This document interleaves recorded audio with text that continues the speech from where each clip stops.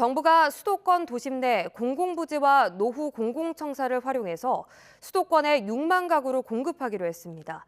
용산과 태릉 골프장 부지 등 서울에 3만 2천 가구를 공급하고 경기도에서는 과천, 성남 위주로 공급하겠다는 방침입니다.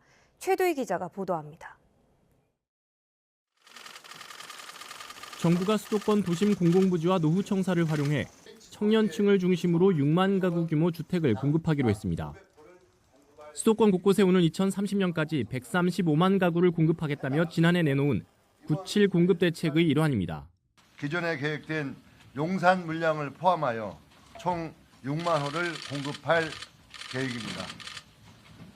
이는 판교 신도시 2개를 합친 것과 유사한 규모로 특히 청년과 신혼부부 등에 중점적으로 공급하여 지역별로 보면 서울 물량이 3만 2천 가구로 전체의 절반을 넘습니다. 우선 용산구 일대에는 용산국제업무지구와 캠프킴 등 1만 2천여 가구를 공급합니다. 문재인 정부 시절 추진했다가 주민 반발로 무산됐던 노원구 태릉 골프장 부지 개발을 통해 6천여 가구를 마련하고 동대문구, 은평구에서도 1,000가구 이상을 공급하기로 했습니다. 경기도의 경우 아파트값이 상승세를 이어가는 과천과 성남을 중심으로 물량을 투입할 예정입니다. 과천에서는 과천 경마장 부지 등을 활용해 1만 가구 가까이 건설하기로 했고 성남시에는 판교 테크노밸리와 성남시청 인근 그린벨트를 해제해 공공택지를 조성합니다. 아울러 서울의료원 남측 부지와 같은 노후청사 복합 개발을 통해 1만 가구 가까이 공급하는 방안도 담았습니다. 정부는 해당 지역을 토지거래 허가구역으로 지정해 투기성 거래를 차단하기로 했습니다. 이와 함께 속도감 있게 사업을 추진해 내년부터 주택 착공에 돌입하겠다는 계획인데 국민이 체감할 수 있는 공급 속도전이 정책 성패를 가를 전망입니다. YTN 최두희입니다. 정부가 도심 주택 공급 확대 방안을 내놓은 뒤 해당 지자체는 엇갈린 반응을 보이고 있습니다. 서울시와 과천시는 반대 의사를 밝혔고 성남시는 신중한 입장을 보였습니다. 최기성 기자입니다. 정부가 도심주택 공급 방안을 발표한 지 3시간 만에 서울시가 기자회견을 열었습니다. 서울시는 공급 확대 필요성에는 공감하지만 공공주도 방식에만 매몰돼 있다고 비판했습니다. 민간 정비 사업의 활성화가 가장 빠른 길입니다.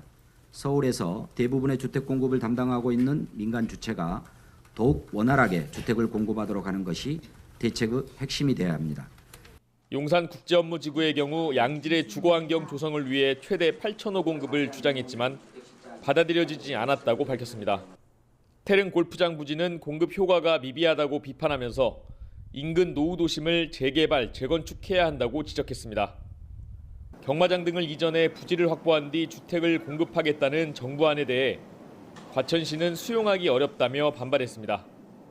신계용 과천시장은 과천시의 주택 규모는 이미 한계를 넘어섰다면서 도로, 교통, 상하수도 등 도시 기반시설 수용 여건이 이미 한계에 이른 상황이라고 말했습니다.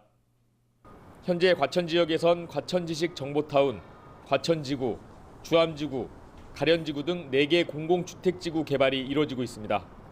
판교 테크노밸리와 성남시청이 인접한 곳에 주택을 공급하는 계획과 관련해 성남시는 찬반 여부를 언급하지 않았습니다.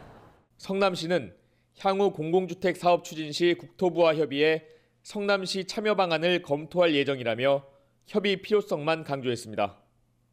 남양주시는 예비 타당성 조사 면제로 개발 사업이 1년 정도 빨라질 거라며 반겼고 고양시는 2015년부터 추진해온 현안 사업이라며 환영한다고 밝혔습니다. YTN 최기성입니다.